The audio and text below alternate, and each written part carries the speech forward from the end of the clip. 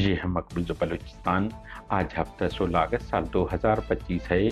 Balochistan today سے آج کے علاقائی خبروں کے ساتھ میں ہوں آپ کا میزبان الیاس بلوچ۔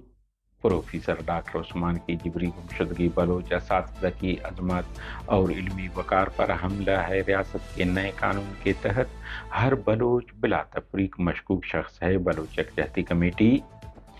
گوادر پاکستانی فورسز ہاتھوں ایک شخص جبری لاپتہ۔ تربت سے جبری لاپتہ ہونے والے ڈاکٹر داد شاہ اور جاوید علی دونوں بحفاظت بازیاب ہو گئے ہیں۔ اسلام آباد پریس کلب کی طرف مارچ کرنے کے وقت اسلام آباد پولیس نے بلوچ ماؤں بہنوں اور معصوم بچوں کو ہراساں کیا، تشدد کا نشانہ بنایا، گالیاں دی۔ فوزیہ بلوچ شاشانی۔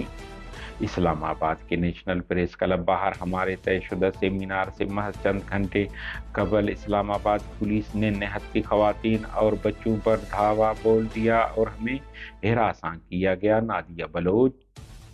خیبر پختونخوا کے مختلف اضلاع میں بادل پھٹنے کے باعث پیدا ہونے والے سیلابی صورتحال نے تباہی مچا دی۔ ڈی سی بونیر نے سیلابی ریلوں میں بہہ کر 78 افراد کی جان بحق ہونے کی تصدیق کر دی ہے، جبکہ صوبے میں مجموعی اموات 148 تک جا پہنچی ہیں، جن میں ایک ہی خاندان کے 20 افراد بھی شامل ہیں۔ کشمیر۔ شدید بارشوں کی وجہ سے آنے والے طاقتور سیلابی ریلے کے کشمیر کے ایک ہمالیائی گاؤں میں ٹکرانے سے کم از کم 37 افراد جاں بحق ہو گئے۔ کوئٹہ جبری لاپتہ میاں خان اور اس کے بیٹے کو بازیاب کیا جائے۔ وی بی ایم پی۔ 3 ماہ سے زیر حراست مخبر بھلو خان کو اعتراف جرم کے بعد قتل کر دیا ہے۔ بی ایل اے آزاد۔ بلوچ مسلح تنظیموں سے اپیل ہے کہ انسانی ہمدردی اور جذبہ خیر سگالی کے تحت محمد خان بزدار اور عبدالرشید کیسرانی کو رہا کیا جائے۔ لواحقین کی appeal.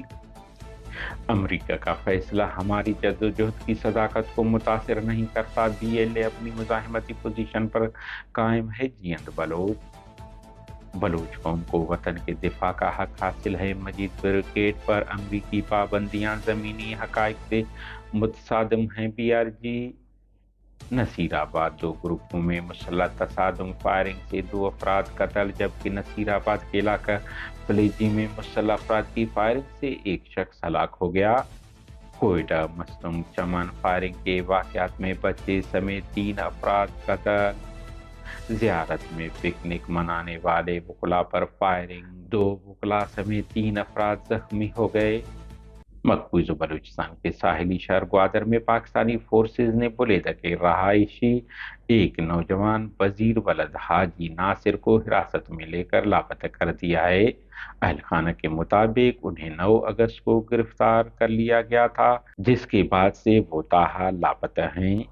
Voice for Baloch missing persons کے ترجمان نے کہا ہے کہ میاں خان کے لواحقین کا کہنا ہے کہ گزشتہ دنوں میاں خان کھیتران اور ان کے بیٹے سلال کو ان کے گھر بارگان سے فورس نے حراست میں لینے کے بعد نامعلوم مقام منتقل کر دیا۔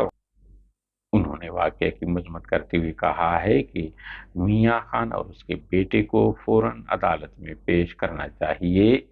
کوئٹہ کے علاقہ سریاب روڈ سیشن کورٹ کے سامنے مسلح افراد نے فائرنگ کر کے ایک شخص کو قتل کر دیا۔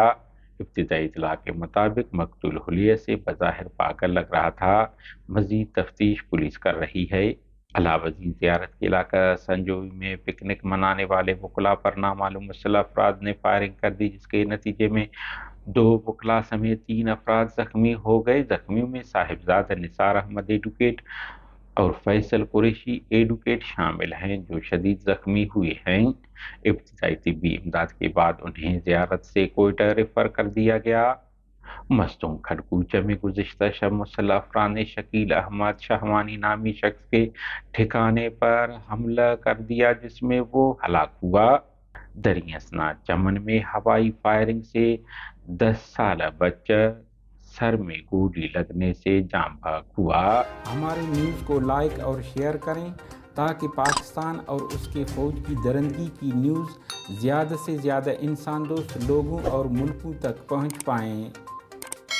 شکریہ۔